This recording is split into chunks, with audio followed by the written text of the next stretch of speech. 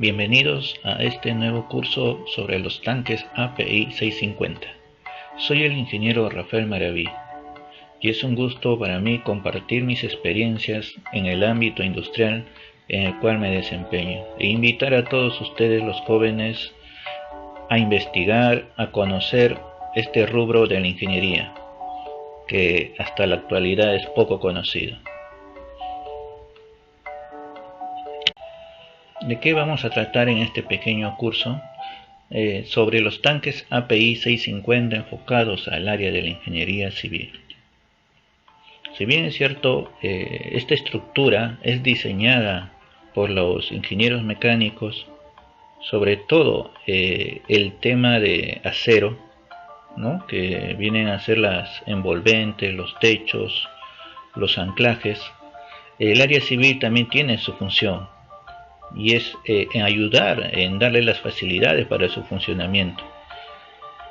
Entre estos tenemos darle estabilidad al tanque ante un sismo a través del anillo de cimentación o una cimentación tipo losa, darle la continuidad para la detección de fugas en el caso haya una corrosión en la parte interna del tanque, en su base, y esta puede ser detectada a tiempo. Esto se logra con todo un sistema de filtros, impermeabilización con geomembranas y unos testigos para visualizar si existe algún tipo de fuga. Además, la ingeniería civil tiene que diseñar la impermeabilización del dique de contención, ya que en algún momento de sismo, algún factor que pueda destruir esta estructura, se va a producir una fuga del elemento, del líquido, y este tiene que ser contenido.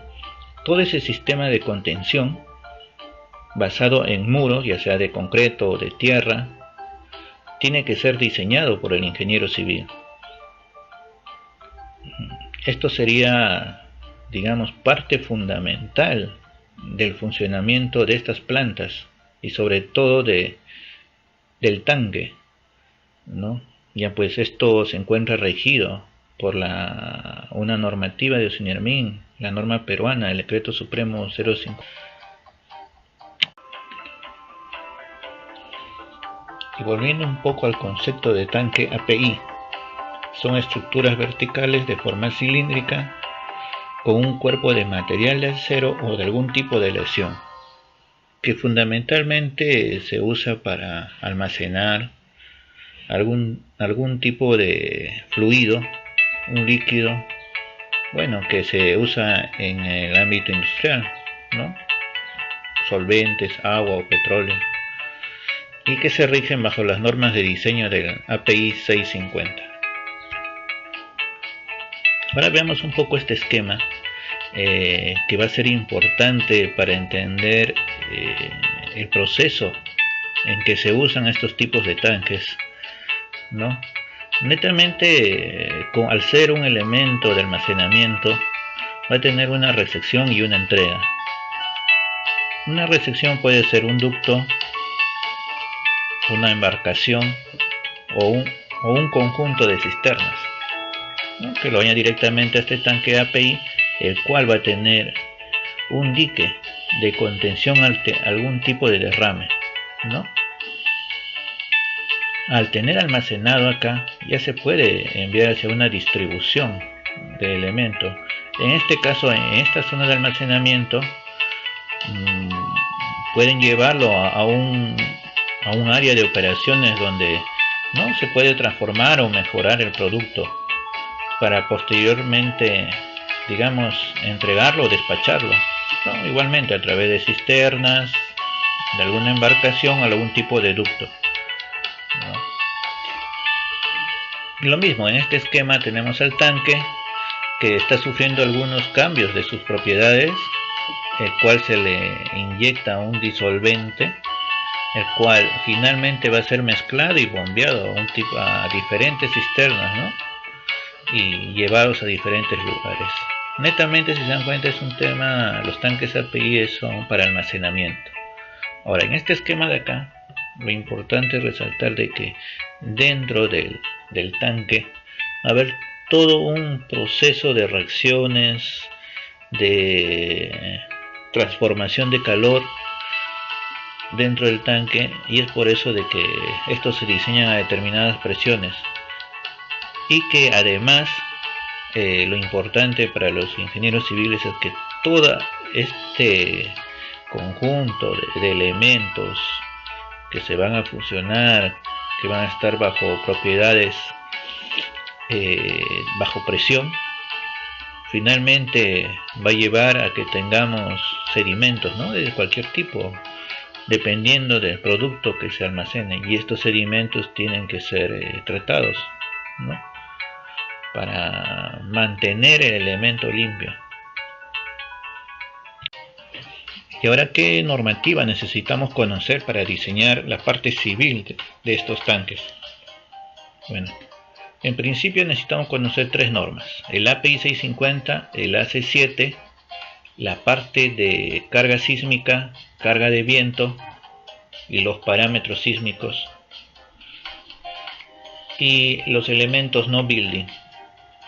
Con respecto al concreto, ya sea el anillo de cimentación, que es de concreto, o losas de cimentación, usamos el ACI 31814 o el 16, ¿no?, dependiendo de cuál lo tengan en uso.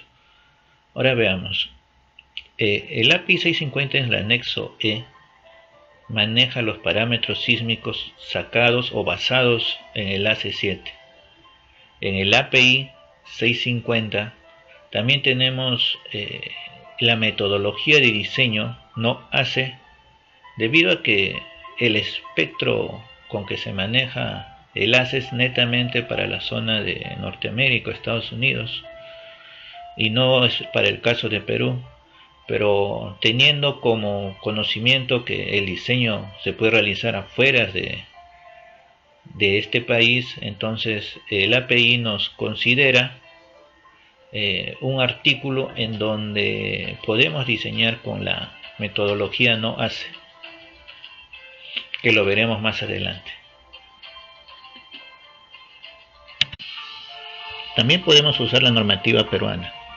El diseño netamente va a depender lo que nos solicite el cliente, si lo desea con normativa peruana o normativa extranjera, ¿no?, o quizás con los parámetros de la empresa, sus propios estándares que utiliza. En el caso de que haya un tanque en Perú que se tenga que diseñar, tenemos que regirnos sobre todo por el decreto supremo 05293, en donde nos va a hablar sobre los diques de contención, sus alturas mínimas, máximas, como 0,60, 1,80, la forma de diseñar estos diques, ¿no?, los taludes que se deba manejar, las pendientes, su sistema de drenaje, la impermeabilización. En el caso de la 0,60 nos serviría para el diseño de los elementos de concreto, como losas, anillo de cimentación, buzones, y la E030 para la conversión del Z. Netamente de la E030 necesitaríamos la aceleración pico del lugar. Y con respecto a las cimentaciones, utilizaríamos lo que es la profundidad de la investigación del estudio de suelos, ¿no?, y los requerimientos mínimos que debemos tener para considerar un buen estudio de suelos. ¿Qué debemos cuidar como ingenieros civiles en este tipo de tanque? La estabilidad. El tema importante de la estabilidad nos sirve para lograr que esta estructura se mantenga en pie durante un evento sísmico. Acá podemos ver imágenes de algunos tanques que han fallado por el tema de estabilidad o momento de volteo, ¿no? Quizás este tanque falló en sus anclajes o no fue calculado adecuadamente para que se mantenga en su cimentación, y tuvo un desplazamiento y un volteo. Lo mismo acá, ¿no? Falló por anclajes o no fue diseñado adecuadamente. Esto es lo que tenemos que cuidar los ingenieros civiles, ¿no?, que la estabilidad de estos tanques. Para eso tenemos el análisis y diseño de la metodología API 650. Bueno, ¿qué es la metodología API 650? La metodología API 650 se basa en la parte sísmica en el ACE. El ACE es una norma, es un estándar norteamericano, muy diferente al peruano, en donde ellos ya por su avance en temas sísmicos ya tienen codificado todo el país con sus aceleraciones en diferente grado de periodo, ¿no? Por ejemplo, ellos para California tienen curvas de aceleraciones para 1 segundo y 0.2 segundos. También tienen sus tipos de suelo.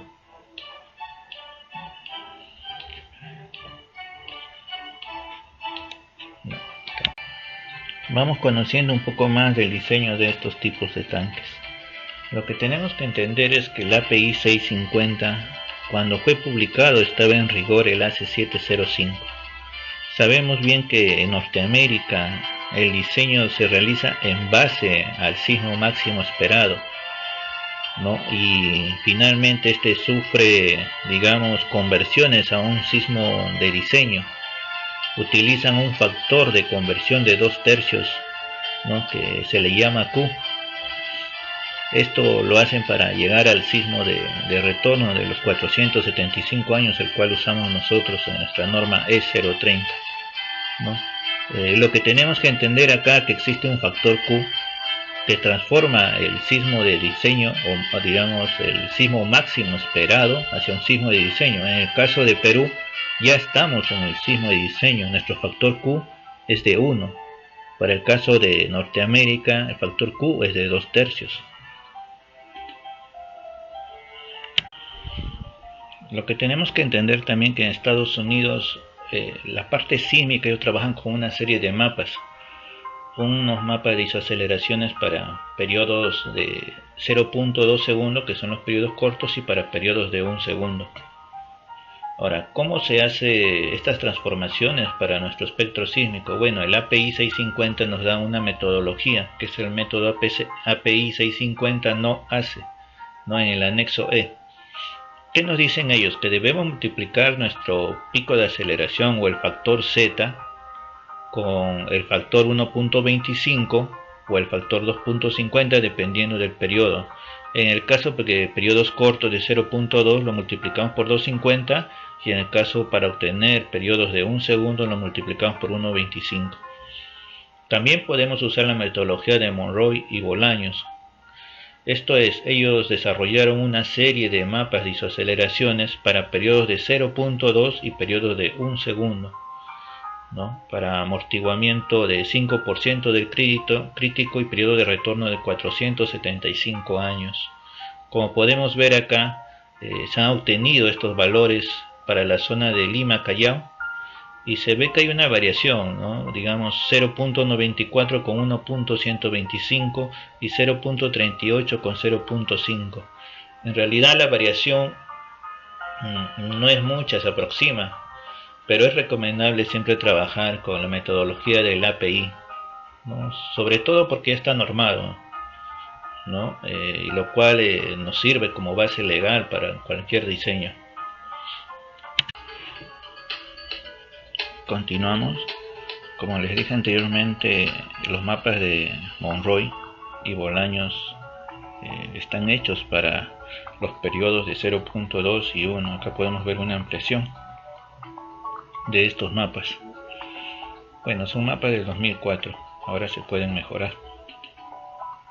También debemos saber de que tanto el ACE como la E030 tienen una clasificación de suelos, y es importante conocerlos para el diseño de los tanques. Existe una similitud entre el tipo de suelo del AC7 y del E030. Acá hice un cuadro que les puede servir, o ustedes mismos pueden hacer su cuadro en base a la velocidad de onda del estudio que nos da el estudio de suelos, en base al ensayo geofísico, o en base al ensayo del SPT, o al ensayo de corte no drenado. En base a esto tú puedes hacer tu clasificación de suelos.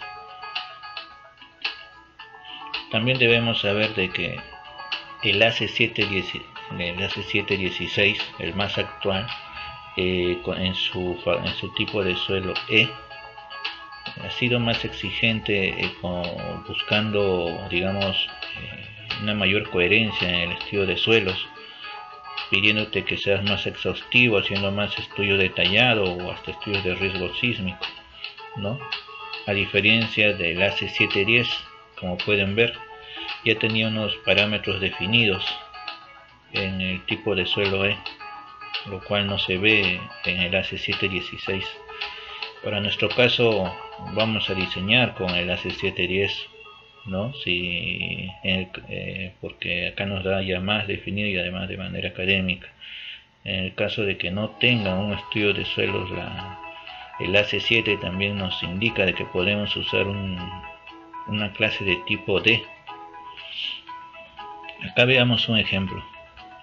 El ejemplo nos dice que la zona de estudio es Lima. Utilizamos un Z045. Diseñaremos con un AC710, una altura de techo de 16 metros, una altura de producto de 15 metros, un tanque de diámetro de 30 metros y un factor de importancia 1.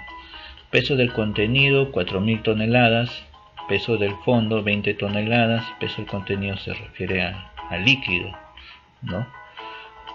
Peso de las paredes 60 toneladas, peso del techo 10 toneladas y peso de techo total 11 toneladas con toda la estructura y otros accesorios, ¿no?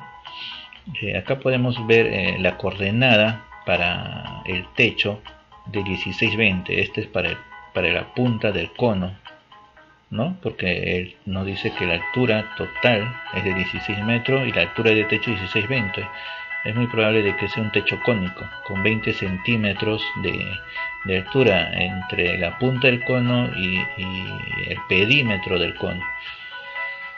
Acá ya se hicieron la conversión de Z045 hacia periodos de 0.2 y 1 segundo, ¿no? Acá ya está convertido. Las ordenadas del espectro de respuesta se obtienen de SMS y SM1. Para determinar el tipo de suelo, en el caso de no contar con estudio de mecánica de suelos, el ACE recomienda utilizar el Size Class tipo D, ¿no? Acá tenemos la aceleración, considerando ya el factor de suelo, ¿no? Que es de 1.181 para periodos cortos y de 0.844 para periodos de 1 segundo, ¿no? En el caso de Perú utilizamos un factor de conversión de Q1 porque el Z ya está con una aceleración de sismo de diseño, ¿no? En el AC7 se trabaja con la aceleración máxima esperada y se multiplica por un Q2/3 para llegar a una aceleración de diseño, a un espectro de diseño. Por eso que en nuestro caso nuestro Q va a valer 1, ¿no? Que es la conversión que se va a utilizar. Ahora, posteriormente a esto tenemos que calcular, obtener el valor de R, que es el factor de la modificación, ¿no? De la respuesta, el factor R que tenemos en la E030, pero para este caso es para tanques, ¿no? Acá tenemos para tanque autoanclados y para tanque anclados. El primer cálculo lo vamos a hacer para tanques no anclados, o sea, mejor dicho, autoanclados, que es para el impulsivo 3.5 y el convectivo 2.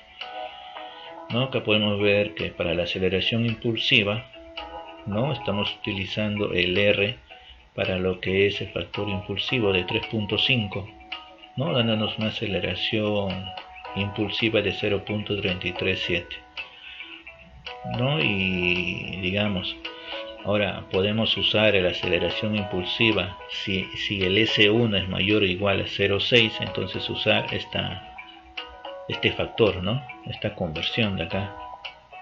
Eso es lo que nos está indicando. Dice, para el cálculo de la aceleración convectiva se debe tomar en cuenta que se realiza una transformación del amortiguamiento del 5 al 0.5%, que es el amortiguamiento del líquido, Bueno, este es porque nuestro espectro tiene que salir con otro amortiguamiento para lo que es la zona, digamos la zona convectiva, ¿no? Que es la parte superior, ¿no? Por eso el periodo convectivo se calcula y nos da que el periodo es de 5.84. Este es de la ola, ¿no? El ciclo de la ola, de la parte superior del líquido que se está moviendo.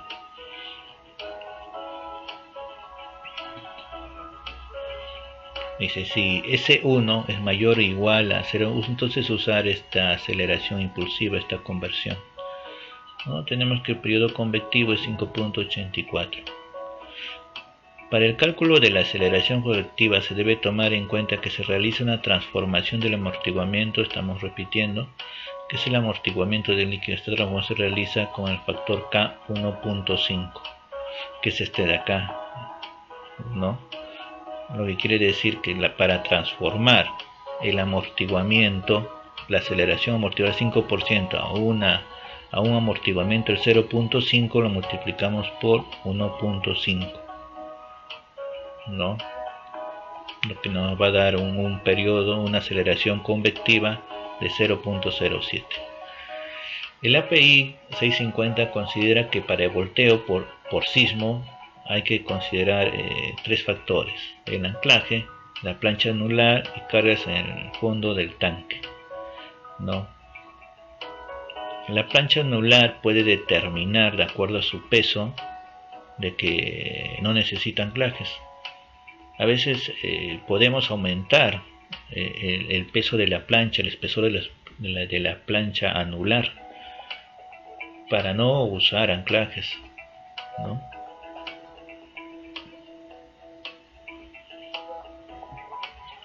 O también puede ser determinado por las cargas en el fondo del tanque, ¿no? El peso del líquido.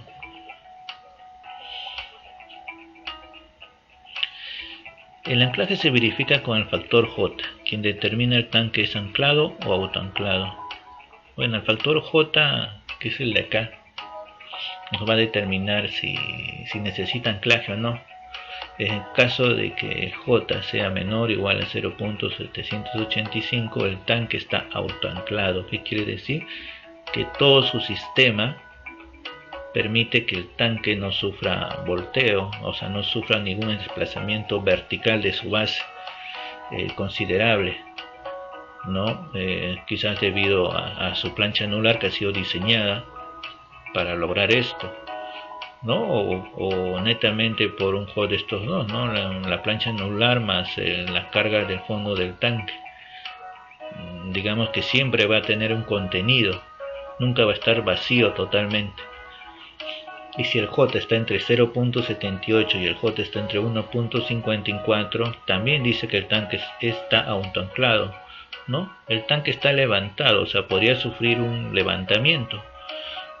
No, o sea, sufre un levantamiento pero regresa a su estado inicial y se sigue manteniendo las consideraciones o las propiedades iniciales de la estructura.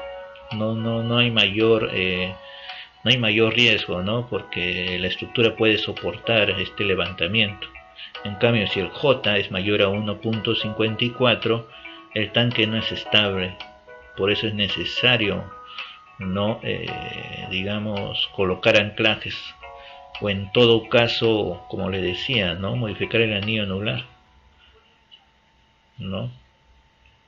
Que modificamos el espesor y pues hacemos nuevamente el cálculo y nos puede salir de que con ese nuevo espesor, con ese nuevo peso, nos sale de que el J es menor o igual a 0.785, ¿no? En nuestro caso el J es igual a 1.37, ¿no? Que está acá, que el tanque se puede mantener autoanclado, ¿no? En algunos casos otros consideran de que mejor es anclarlo, entonces hacen otra reiteración, ¿no? Mejorando el anillo anular, ¿no? El anillo anular se refiere a la plancha que va al borde, que va por debajo de las paredes del tanque.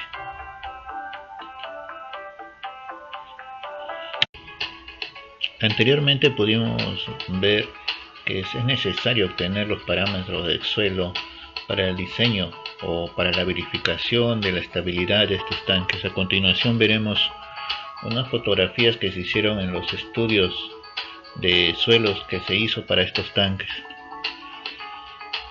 Lo que debemos considerar que la profundidad de ensayo del estudio de suelos es importante, sobre todo en suelos que son de tipo arena y donde hay un nivel freático. Es recomendable siempre usar un SPT, un ensayo geofísico, para ser más rigurosos, ya que con solo tener un asentamiento diferencial mínimo, estos tanques pueden tener problemas, y también problemas en las conexiones, en las tuberías que llegan a él. Acá podemos ver un ensayo tipo DPL dentro de una calicata. Bueno, esto se deja a criterio del profesional, del geotecnista, qué tipo de ensayos y cómo debe hacerlos, ¿no? La medida de seguridad con un entibado, ¿no? Y los entibados teniendo escaleras para poder salir ante un problema. Como les decía anteriormente, de que es necesario conocer bien el tipo de suelo. La norma nos indica que podemos hacer ensayos del tipo SPT, y acá vemos el ensayo de SPT muy cerca al tanque, ¿no? Acá vemos la muestra a media caña de los ensayos, el muestrario del ensayo SPT a diferentes profundidades. El otro ensayo que es importante y que se debe usar en el diseño de los tanques API es el ensayo geofísico, ¿no? Acá podemos ver la línea geofísica para el estudio. Normalmente se debería hacer una línea que cruce varios tanques, ¿no? Y poder determinar lo que tenemos a profundidades como 30 metros, ya que muchas veces nuestros ensayos mecánicos no nos permiten llegar hasta esas profundidades. Acá podemos ver los resultados, ¿no?, de estos ensayos geofísicos, ¿no? Nos determinan la velocidad de onda, ¿no?, tanto de la S como de la P a diferentes niveles, ¿no?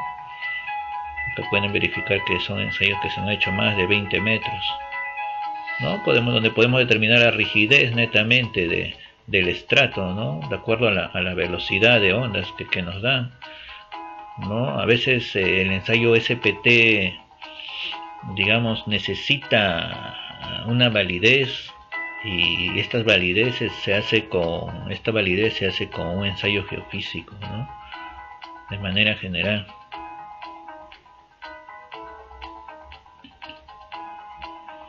A continuación vemos un plano, un esquema de cómo es la cimentación de los tanques, cómo es el sistema de detección de fugas. Este es el tanque,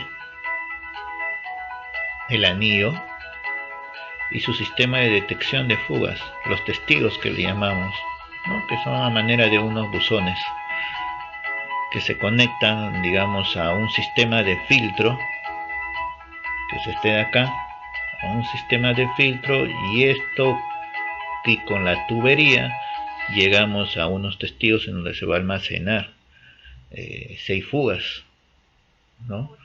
En la zona central vemos un sumidero.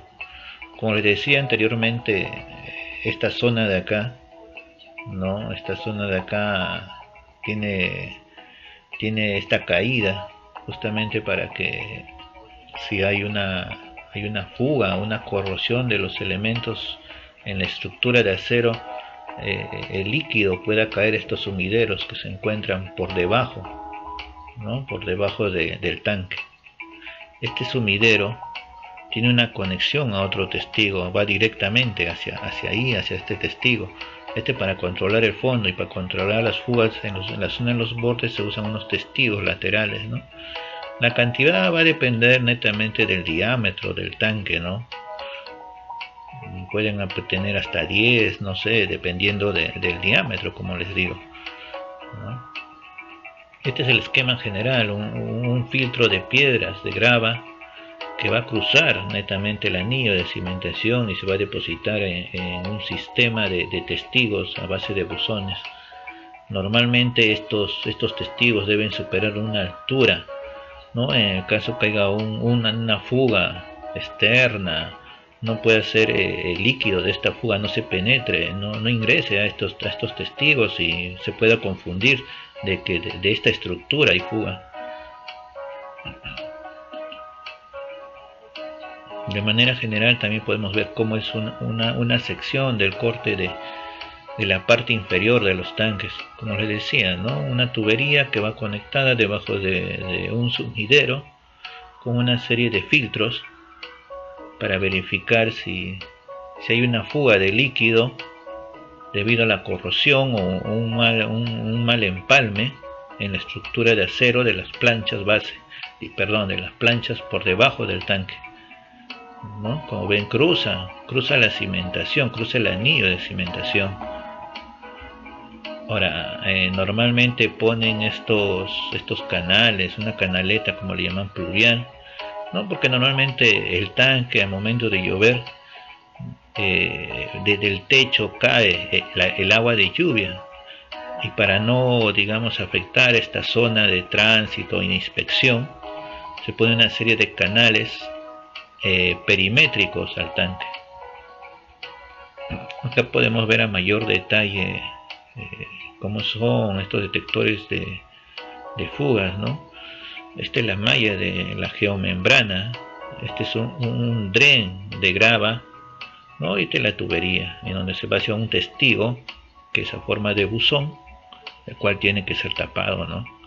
Con un sello especial, ¿no? Para que no ingrese en otros líquidos.